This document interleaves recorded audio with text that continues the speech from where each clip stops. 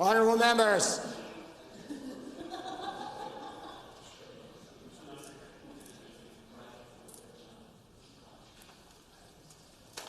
The honourable for Calgary Elbow. Well, thank you very much, Mr. Speaker. On November 21, 2016, the Minister of Advanced Education committed in this House to provide predictable, sustainable funding for every university and college in the province. That sounds pretty good. But during estimates, he admitted that although backfill funding was provided for the first 2 years of the tuition freeze, a third year of backfill funding is nowhere in sight. Now, this has left Alberta's post-secondary institutions in a bind. To the Minister, will you provide backfill funding to ensure stability for post-secondary institutions? Thank you, Mr. Speaker. As a government, we believe that investing in learning is one of the most important investments we can make in the future of our province, future of our students, and that is why we are providing a stable funding to Alberta colleges and universities with a 2% annual increase to their base operating grants. And we have taken a number of steps that will help students. We are working with our partners, university partners and student bodies to make sure that students have every opportunity to learn and be successful in this province. For supplemental. Well, thank you, Mr. Speaker. Let's talk about the tuition freeze.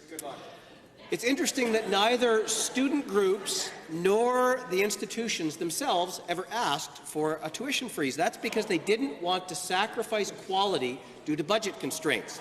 And students are concerned that when the freeze ends, they will be faced with a massive tuition hike. Now, there's a simple solution.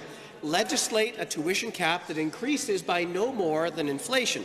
To the same minister, will you take the advice of post-secondary stakeholder groups, cap tuition increases, and move the tuition regulation back under the Post-Secondary Learning Act? Honourable Minister. Thank you, Mr. Speaker. As I said, we are committed to working with student group, universities, and in particular those 250,000 students who are benefiting from that tuition freeze. We are working to make life better for Albertans, and these are 250,000 students who are benefiting from this freeze, and we are proud of our work that we are doing to make life better for Albertans. Hear, hear. Second supplemental. Well, let's try again. I'm going to talk about mental health this time. Mental health is one of the most urgent issues across campuses in Alberta, but funding is allocated haphazardly, with some institutions receiving more than others and some getting none at all. Agreed.